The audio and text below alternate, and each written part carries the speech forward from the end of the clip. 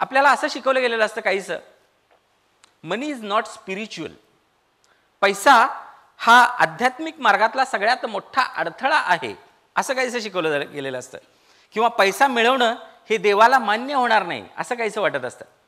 बघूया आपण आपल्या मनाला विचारा पुढच्या गोष्टी, की पूर्ण जग श्रीमंत झालेलं आपल्याला चालतं, पण एखाद्या मंदिराच्या पुजाऱ्यानं श्रीमंत झालेलं आपल्याला चालत नाही. किंवा पूर्ण जग कारनं फिरलेलं आपल्याला चालतं, पण एखादा कीर्तनकार बाबा AC कारमधनं उतरलेला आपल्याला चालत नाही, लगेच आपले कांटा उकारतात. किंवा पूर्ण जग विमानानं फिरलेलं चालतं, पण एखादा बाबा योग शिकवणारा बाबा जर हेलिकॉप्टरनं उतरला, लगेच आपल्या चर्चेचा विषय होतो, ते बाबा हेलिकॉप्टरनं आले, बघितलंच काय. म्हणजे आपल्या मनामध्ये काय असतं, देवाची किंवा समाजाची कामं ही रिकाम्या खिशानं, रिकाम्या पोटानं आणि अनवाणी पायानंच करायची असतात असं काहीसं आपल्याला शिकवलं गेलेलं असतं. म्हणून आपण काय म्हणतो, मनी इज नॉट स्पिरिच्युअल. पैसा कमवणं हे देवाला मान्य नाही असं काहीसं वाटत असतं आपल्याला. पैशासाठी सेपरेट देव आहेत आपल्याकडे. लक्ष्मीची पूजा करतो आपण, कुबेराची पूजा करतो आपण. जर पैशाला देवाचा दर्जा दिला गेला असेल तर आपण कोण आहे पैसा आध्यात्मिक मार्गातला अडथळा म्हणणार आहे. प्रचंड पैसा कमवून सुद्धा आपण आध्यात्मिक मार्गात प्रगती करू शकतो किंवा देवापासून फार काही लांब जाण्याची आपण शक्यता नसते. जर आपण ठरवलं तर कधीही या गोष्टी करू शकतो. आपण मात्र पैशाला नावं ठेवत असतो, पैशामुळे हे घडतं असं काहीसं आपण आपल्याला सांगत असतो.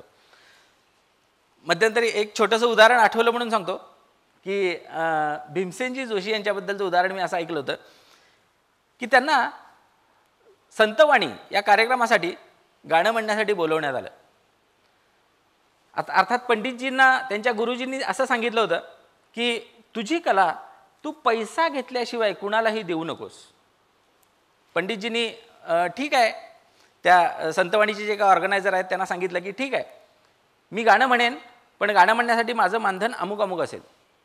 त्यावेळी ऑर्गनायझर म्हणाले, पंडितजी तुम्ही संतवाणी कार्यक्रमासाठी मानधन घेणार? पंडितजी म्हणाले, मी संत नाही आहे, मी फक्त वाणी देणार आहे, त्यामुळे मी मानधन घेणार. म्हणजे आपली ऊर्जा काय असते, की देवाचं कार्य, पैसा मागायचा नाही असं काहीसं आपल्याला आतमध्ये वाटत असतं. म्हणून सगळ्यात पहिला मोठा जो ब्लॉकेज आहे तो मला पैसा नको आहे असं म्हणणं आहे. म्हणून आजपासून मनापासून ज्यावेळी आपण म्हणायला लागू की मला पैसा पाहिजे आहे, तोपर्यंत पैसा आपल्याकडे अट्रॅक्ट होणार नाही, तोपर्यंत पैसा आपल्याकडे आकर्षित होणार नाही. हा सगळ्यात मोठा खडा जर असेल तर त्याच्याबद्दल थोडंसं जागरूक व्हा. फक्त जागरूक जरी झालात तरीसुद्धा हा खडा तुमच्यातून निघून जायला चालू होईल. ब्लॉकेज नंबर 2, जेलसी अबाउट मनी. पैशाबद्दल जळणं किंवा पैशाचा द्वेष करणं. म्हणजे असं म्हटलं जातं की आपली बरीचशी दुःख ही शेजाऱ्याची सुख असतात. म्हणजे शेजाऱ्यानं फ्रीज घेतलेला इतका, आपण फ्रीज घेतलेला इतका आपल्याला आनंद होत नाही जितकं दुःख शेजाऱ्याने TV घेतल्यावर आपल्याला होतं. कसा काय घेतला TV कोणास ठाऊक. किंवा आपल्या घरातलं एक डिस्कशन काहीसं असं असतं बघा. समजा असं आपल्या लक्षात आलं की आपल्या नातेवाईकानं किंवा आपल्या पाहुण्यानं एक कार घेतली आहे.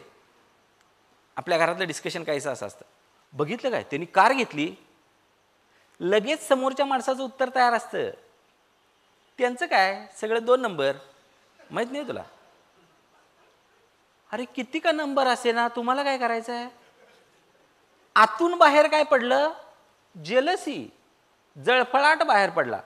म्हणजे समजा आपल्या घरामध्ये, समजा 2 घरामध्ये सारख्याच वातावरणात वाढलेली, सारखंच शिक्षण घेतलेली 2 मुलं आहेत आणि त्यांच्यातल्या एकानं बाबा 2 परीक्षा जास्त दिल्या आणि तो अमेरिकेला गेला. बघा जेलसी कशी असते.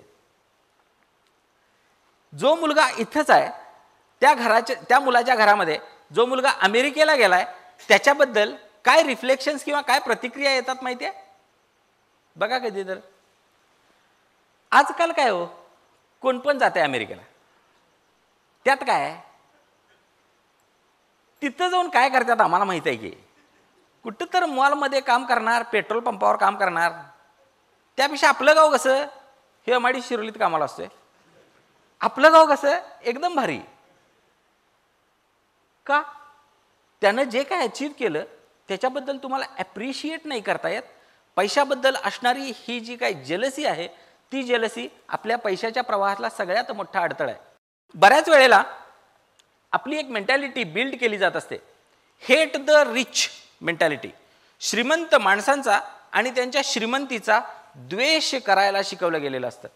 म्हणजे काहीसं असं असतं बघा की एखादा श्रीमंत माणूस आपण बघतो आणि त्या श्रीमंत माणसामध्ये काय काय फॉल्ट्स आहेत, काय काय प्रॉब्लेम्स आहेत ते आपण शोधून काढायला लागतो आणि शेवटी स्वतःची समजूत अशी घालतो, ते प्रॉब्लेम माझ्यामध्ये नाही आहेत, हे किती चांगलं आहे कारण मी श्रीमंत नाही आहे, हे आपण स्वतःला समजूत घालत असतो.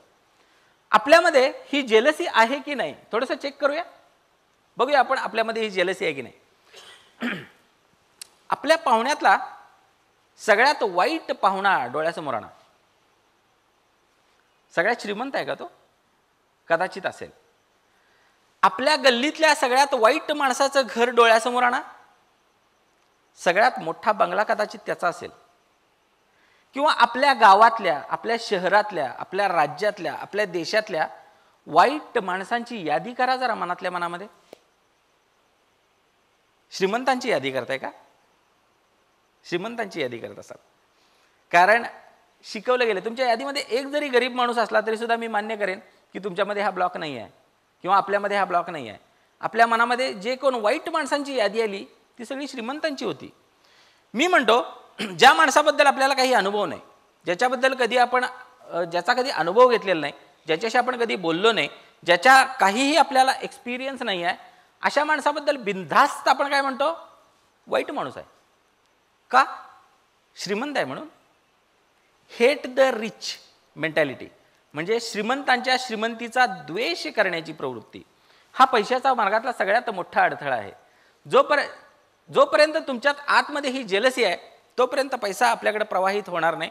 म्हणून आजपासून एक काम करा, एखाद्या श्रीमंत माणसाला ज्यावेळी बघाल त्यावेळी त्याच्याबद्दल जेलसी जर येत असेल तर तिच्याबद्दल जागरूक व्हा आणि त्या माणसाला ॲप्रिशिएट करा, कारण त्याच्यामध्ये आपल्यापेक्षा कमी ब्लॉकेजेस असतात म्हणून त्याच्याकडे पैसा आलेला असतो. या गोष्टीला ॲप्रिशिएट करायला लागा, म्हणजे जेलसी थोडीशी कमी करा, तुमच्यातला हा ब्लॉक निघून जायला लागेल.